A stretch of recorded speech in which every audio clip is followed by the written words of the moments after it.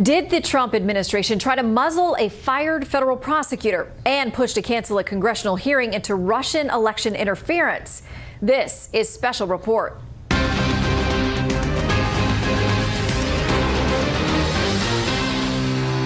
Good evening. I'm Shannon Bremen for Brett Baer. There are major developments tonight in the accusations and investigations into Russia's attempts to interfere or influence last November's election. The Republican head of the House Intelligence Committee is resisting calls for his recusal. And the White House is denying a report it tried to stop a fired Justice Department official from telling what she knows to Congress. Chief White House correspondent John Roberts starts us off tonight. Good evening, John. Shannon, good evening to you. The White House is furiously pushing back against published reports that it tried to block the former acting Attorney General Sally Yates from testifying before the House Intelligence Committee. The report in the Washington Post is 100% false. The letters that they frankly publish on their website all back up everything I just read. All of the letters are available on their website. Letters obtained by Fox News show that on March 14th, the co-chairs of the House Intelligence Committee, Devin Nunes and Adam Schiff, invited Sally Yates to testify today on Russian cyber activities against the U.S. election, potential links between Russia and individuals associated with political campaigns, and related leaks of classified information. When Yates' attorney contacted the Justice Department about her need to discuss information that was privileged, the department wrote back that, quote, the president owns those privileges and that Yates, quote, needs to consult with the White House. Yates' attorney then reached out to the White House counsel's office to ask permission, writing, quote, if I do not receive a response by Monday, March 27th at 10 a.m., I will conclude that the White House does not assert executive privilege over these matters. The White House did not respond and took no action that prevented Ms. Yates from testifying. The hearing Yates was invited to today, which was never officially scheduled, didn't happen, leading some to believe Chairman Nunes relieved the White House of having to publicly claim executive privilege. While Yates would have testified about National Security Advisor Michael Flynn's ties to Russia and the events that led to his firing, the White House again insisted there is no evidence of collusion between Trump campaign officials and Russia. I've said it from the day that I got here until whatever, that there is no connection. You've got Russia. If the president puts Russian salad dressing on his salad tonight, somehow that's a Russian connection. With Russia still swirling, President Trump today tried to change the subject.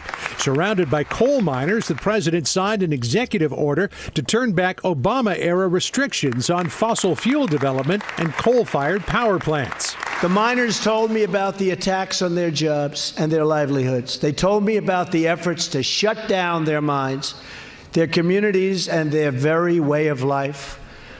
I made them this promise: we will put our miners back to work. Yet the president couldn't help but wade back into the Russia issue, tweeting that the Intelligence Committee should be looking into the Bill and Hillary deal that allowed big uranium to go to Russia, Russian speech, money to Bill, the Hillary Russian reset, praise of Russia by Hillary, or Podesta Russian company. Trump-Russia story is a hoax. Make America great again. Well, the president believes that Russian story is a hoax. White House officials tell me they believe that the full story on the so-called incidental collection of intelligence regarding transition officials has yet to be told. They believe that that more investigation will show a pattern of what's called unmasking that may, Shannon, lead back to a source. All right, John Roberts live for us at the White House tonight. Thank you, John. House Republicans met today for the first time since the withdrawal of their bill to repeal and replace Obamacare. And it turns out I want us to become a unified majority. So Democrats are President Trump. Republican leaders say Gorsuch will be confirmed one way or another. It'll be really up to them. This week, it's the wall. President Trump, 50,000 federal government employees were furloughed.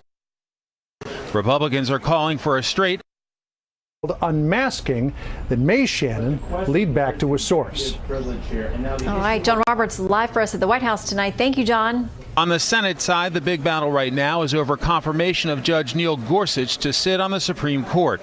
Republicans are calling for a straight up or down vote. The only thing extraordinary about Judge Gorsuch is how qualified he is. So Democrats are giving in to their left. The Senate Minority Leader has been threatening a Democratic filibuster, which the Republican majority would need 8 Democrats to break. They're going to do the right thing, and it's going to be a real uphill climb for him to get those 60 votes. Although Vermont Democrat Patrick Leahy told a political website in his home state, quote, "I am not inclined to filibuster, even though I'm not inclined to vote for him." Leahy later clarified on Twitter, "I am never inclined to filibuster a SCOTUS nom, but I need to see how Judge Gorsuch answers my written cues under oath before deciding." There will be intense pressure on Democrats, Donnelly from Indiana, Heitkamp from North Dakota, Manchin from West Virginia, and Tester from Montana, who are among those up for re-election next year in states won by President Trump.